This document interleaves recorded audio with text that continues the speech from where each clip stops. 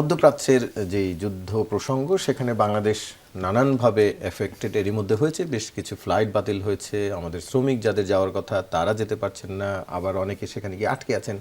আর্থিক সংকট সহ নানান বিষয়গুলোর মধ্যে রয়েছে। এই সময়ের মধ্যে আবার যেহেতু আমাদের জ্বালানি তেলেরও সংকট হতে পারে, মূল্যস্ফীতি হতে পারে, ডলারের নানান আশঙ্কা রয়েছে, এর মধ্যে বাংলাদেশ ব্যাংকের গভর্নর তিনি সুদ হার কমানোর একটি উদ্যোগ নিয়েছেন। অনেকেই বলছেন, বিশেষ করে অর্থনীতিবিদরা, যে এর ফলে মূল্যস্ফীতি আরও বাড়তে পারে। এটি কি এক ধরনের উনি ব্যবসায়ী গভর্নর বলেই কি সেরকমটি চিন্তা করলেন, নাকি আসলে দলীয়ভাবেই বিএনপি এটিকেই সমর্থন দিচ্ছে? ধন্যবাদ আপনাকে। যারা শুনছেন আমার শুভেচ্ছা অভিনন্দন, আমার সহালোচক বৃন্দকে শুভেচ্ছা। দেখেন, বৈশ্বিক সমস্যা যেটা হাত বিএনপি সরকারের নাই, বাংলাদেশেরও নাই। এটা সারা বিশ্বের যেভাবে সাফার করতে হবে, বিএনপির হয়তো বেশি হবে, এই কারণে যে বিএনপির বাংলাদেশের অনেক মানুষ ওখানে কাজ করে, যারা ওখানে আছে তাদেরও সমস্যা হচ্ছে, তারা মারা যাচ্ছে, তারা আহত হচ্ছে। যারা দেশে ছুটিতে এসেছিল তারা যেতে পারছে না। এটা আমাদেরকে মেনে নিয়েই চলতে হবে। এটা একটা বিরাট বড় চ্যালেঞ্জ।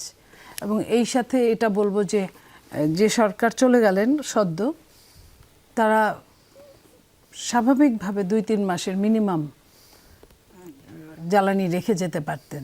তারা কিন্তু জানতেন একটা যুদ্ধ যে এটা হবে। এটা অনেকেই কিন্তু যারা পড়ালেখা করেন বা বুদ্ধিজীবী, যারা এই পৃথিবীর সাথে বিভিন্নভাবে সংশ্লিষ্ট, তারা কিন্তু জানেন যে হতে পারে।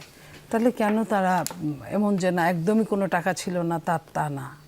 তাহলে কিনা রাখাটা একটা বুদ্ধিমানের কাজ ছিল, যেটা বর্তমান সরকার কিছুই করার নেই।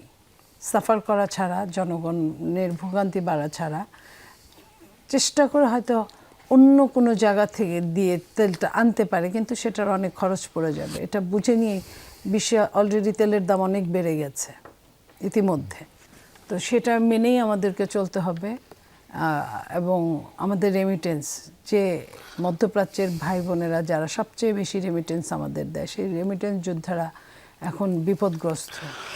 বরং তাদের পাশে দাঁড়ানোর দরকার। এবং ইতিমধ্যেই বর্তমান সরকারের আপনার পররাষ্ট্রমন্ত্রী তারা বলেছেন যে তাদের পাশে আছেন এবং খোঁজখবর নিচ্ছেন সব কিছুতে। তো এটার সঙ্গে আমি বলবো যে আপনার বর্তমান গভর্নর যে কাজটা করেছেন, যে সুদের হার কমিয়েছেন, সেটাই তো বলতে চাচ্ছেন। কমানোর উদ্যোগ নিয়েছে, আজকে একটি বৈঠক ছিল, সেটা স্থগিত হয়েছে অবশ্য।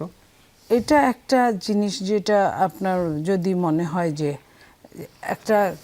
আমি অনেক টাকা পাই কাগজে কলমে, কিন্তু আমার কোনো কাজে লাগছে না, তার চেয়ে যদি আমি রেশিওটা কিছু কমিয়ে দিই, যদি এটা টার্নওভার হয়, যেটা এটা লিকুইড হয়, তাহলে কিন্তু সবার জন্য, দেশের জন্য মঙ্গল। যেমন এই সরকার এসে যেটা করেছে সবচেয়ে ভালো লেগেছে আমার এবং বাংলাদেশের মানুষের। কৃষিভিত্তিক একটা দেশ, কৃষকের যে এই যে ঋণ ছিল 10,000 টাকা পর্যন্ত, সেটা মওকুফ করে দিয়েছে। এটা যদি আপনি ধরেন যে অ্যামাউন্টটা বিরাট বড়, কিন্তু আবার যদি এটা ধরি যে কৃষক হচ্ছে দেশের প্রাণ, তাদেরকে এই 5,000 টাকার জন্য আমরা কিন্তু অনেক সরকারের সময় দেখেছি একটা কৃষককে ধরে এনে অ্যারেস্ট করে জেল খেটেছে, অথচ 5,000 কোটি টাকা নিয়ে কিন্তু দেদারসে সে ভিআইপি ট্রিটমেন্ট পাচ্ছে, ভিভিআইপি ট্রিটমেন্ট পাচ্ছে। তো সেই হিসেবে আমি যদি বলি যে সুদের হার যদি কমে, সাধারণ মানুষ যদি তাতে, যারা ঋণ নিয়েছে, ঋণ গ্রহীতা, তারা যদি উদ্বুদ্ধ হয় যে হ্যাঁ আমি যতটুকু পারি। সরকার কি 5,000 কোটি টাকা ঋণ নিয়ে যারা দেদারসে ঘুরছে তাদের বিরুদ্ধে কি শক্ত অবস্থান নেবে? তাদের বিরুদ্ধে অবশ্যই শক্ত অবস্থান নেবে বলেই প্রাথমিক কিছু সুবিধা দিচ্ছে। সেই সুবিধার পরেও যদি তারা এটা না করে, অবশ্যই আমি যেটুকু এই 5-10 দিনে সরকারকে যেতটুকু দেখছি এবং যে কমিটমেন্ট দিয়েছিল, সেই কমিটমেন্ট রক্ষা করার জন্য তাকে করতে হবে, আর বিকল্প কিছু হতে পারে না। এবং বাংলাদেশে একটা সিস্টেমের মধ্যে আনার জন্য অবশ্যই করা উচিত।